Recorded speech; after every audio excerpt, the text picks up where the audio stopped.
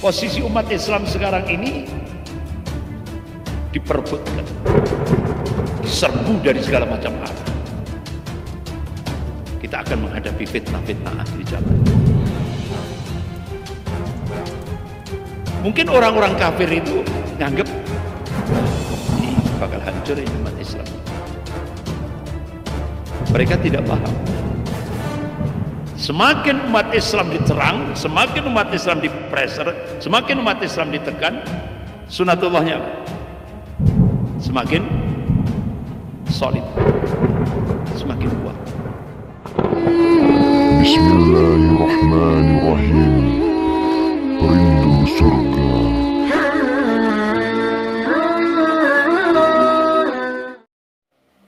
Ikhwan fillah rahimakumullah. Kembali kita membahas tentang masalah ummah, problematika umat Islam terkini atau kontemporer, kekinian. Kenapa kita membahas ini?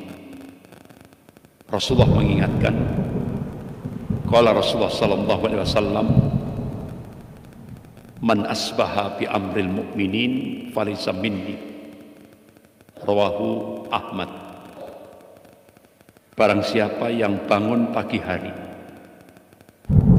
dia tidak peduli terhadap problem umat, Rasulullah menegaskan falaysa minni, mereka bukan golongan. Jadi kalau kita mikirkan umat saja insya Allah dapat pahala, apalagi kita berbuat untuk umat. Nah, bahkan Rasulullah SAW dalam kitab Al-Bidayah wa Nihayah yang ditulis oleh Al-Imam Ibnu Katsir rahimahullah, Yaumul Isnin, hari Senin 12 Rabiul Awal, di penghujung waktu duha, saat Rasulullah menghadapi sakratul maut, terucap dari ucapan beliau, ummati, ummati, ummati. Masya Allah. Jadi sampai menghadapi sakratul maut, Rasulullah masih mikirkan umat. Luar biasa. Tidak ada pemimpin yang seperti itu, ya kan? Masya Allah. Rasulullah sampai menghadapi sakratul maut, beliau masih mikirkan umatnya. Jadi luar biasa. Baru terakhir, wasiat terakhir, as-salah, as-salah, as-salah, wattaqullah wa ma malakat aimanukum. Itu wasiat terakhir Rasulullah, terus wafat. Artinya jangan tinggalkan sholat, jangan tinggalkan sholat. Wattaqullah, takutlah kepada Allah. Wa ma malakat aimanukum, dan berbuat baiklah kepada hamba sahaya. Jadi berarti wasiat terakhir kita diingatkan untuk menjaga hablum minallah dan hablum minan nas. Ikhwan fillah rahimakumullah. Nah sekarang apa problematika umat Islam kekinian, terkini? Ketika 2 hari yang lalu ya, di situ ya, saya sampaikan tentang hadis dari Hudzaifah bin Yaman radhiyallahu an, hadis riwayat Imam Ahmad, tentang 5 fase periode sejarah kehidupan umat Rasulullah. Fase pertama, fase kenabian. Fase kedua, Khulafaur Rasyidin. Fase mulkan adhan. Fase mulkan Jabriyah, ya kan? Kemudian fase Khalifatullah Al-Mahdi, Imam Mahdi. Nah kita sekarang ini fase keempat, mulkan Jabriyah, di mana fase yang sekarang kita hidup ini fase yang terberat bagi umat Rasulullah sallallahu alaihi wasallam. Tantangannya besar, fitnahnya juga besar. kita akan menghadapi fitnah-fitnah akhir zaman. Jadi tantangannya berat. Kita ini umat Islam sekarang ini, ya kan? Jadi apa yang dikabarkan oleh Rasulullah sudah terjadi. Qala Rasulullah sallallahu alaihi wasallam, yusiku an tada'alaikumul ummamu min kulli ufukin. Hampir-hampir umat-umat kafir itu, kata Rasulullah, saling mengajak-ngajak untuk menyerang kalian min kulli ufukin, dari segenap arah, dari segenap penjuru. Kama tada'a al-akalahu al-qas'ati. Kalian seperti makanan qas'atiha, itu kan mangkok kecil. Di atas mangkok kecil yang jadi rebutan orang-orang yang lapar. Sahabat tanya, qulna ya Rasulullah, amin qillatin bina nahnu yauma idzin. Apakah posisi kami pada saat itu minoritas? Apakah jumlah kami pada saat itu sedikit? La. Tidak, kata Rasul. Bal antum yauma idzin katsir. Kalian mayoritas. Jumlahmu banyak. Walakinnakum kutsa'un ka kutsa'it tayr. Tapi kualitasmu seperti buih. Kualitas buih itu tidak punya prinsip, tidak punya jati diri, mudah diombang-ambingkan oleh musuh-musuh. Nah, kalau umat Islam itu kualitasnya seperti buih, Rasulullah memberikan peringatan, walayantaji'anna Allah min suduri aduwakum al-mahabbata minkum. Sungguh Allah akan mencabut rasa takut dari hati musuh-musuh kalian. Jadi rasa takutnya dari hati orang-orang kafir itu dicabut oleh Allah. Walayakdifanallahu fi qulubikumul wahan. Dan Allah campakkan al-wahan itu di dalam hati-hati kalian. Sahabat tanya, ya Rasulullah, wa mal wahan?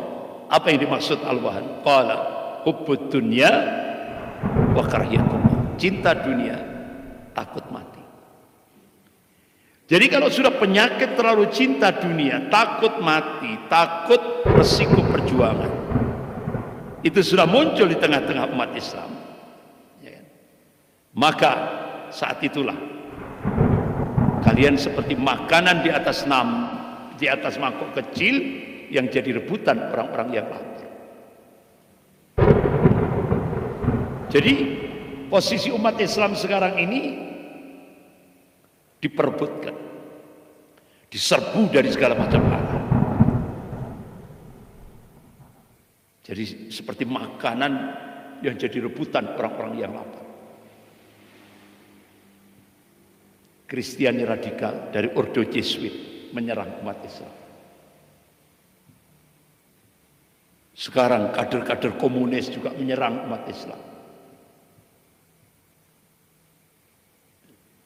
Kalangan Syiah Rafidhah juga menyerang umat Islam. Kalangan sekuler, liberal juga menyerang umat Islam. Begitu juga aliran-aliran sesat sudah semakin hari semakin banyak. Begitu juga yang lebih keras lagi permusuhannya dari kalangan Zionis Yahudi. Jadi umat Islam ini diserbu dari segala macam arah.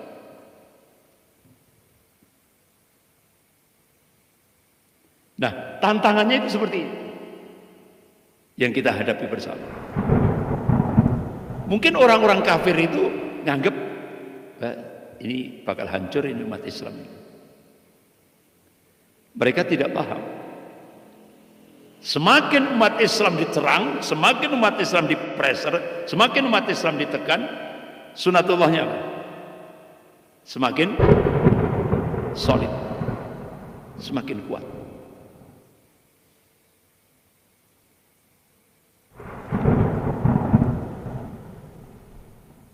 Ikhwan fillah rahimakumullah.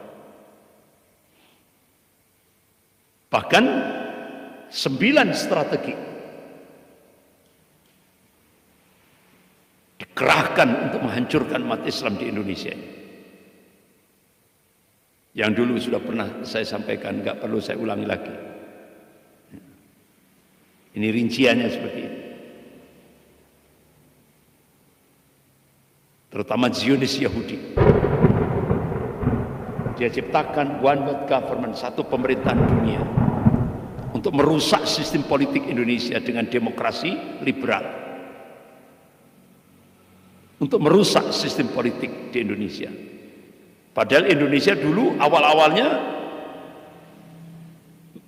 menggunakan sistem syuro, sistem Islam, syuro. Jadi musyawarah untuk mencapai mufakat, itu sistem Islam. Itu digunakan pasca merdeka. Tapi sekarang kita dipaksa untuk mengikuti aturan kafir. Sistem politik kafir, yaitu demokrasi liberal. Jargonnya kan dari rakyat, oleh rakyat, untuk rakyat, ya kan? Nah, kenyataannya dari uang, oleh uang, untuk uang. Sehingga akhirnya jadi koruptor. Jadi korupsi itu jadi budaya akhirnya. Untuk merusak sistem. Ini Yahudi yang menciptakan one world government. Kemudian Yahudi menciptakan lagi one world religion, satu agama dunia, pluralisme agama, satu keyakinan yang menganggap semua agama sama. Ngerusak kan? Iya kan? Ngerusak Islam. Tapi alhamdulillah umat Islam tetap istiqomah. Kemudian Yahudi menciptakan lagi one world ideologi, one world ideologi, satu ideologi dunia, sekuler. Jadi agama dipisah dari kehidupan. Yang sekarang lagi semarak di Indonesia. Sampai akhirnya Menteri Pendidikan dan Kebudayaan Pak Nadiem Makarim meluncing roadmap pendidikan nasional 2020-2035. Sudah tidak ada lagi agama. Jadi insya Allah 15 tahun ke depan orang tua seluruh Indonesia, keluarga Muslim seluruh Indonesia, insya Allah akan menyekolahkan putra putrinya ke pesantren. Karena apa? Roadmap pendidikan nasional 2020-2035, berarti 2020 kan kemarin ya, sekarang kan 2021, sampai 2035 pendidikan umum sudah tidak ada lagi agama. Makanya pesantren harus siap itu. Harus siap.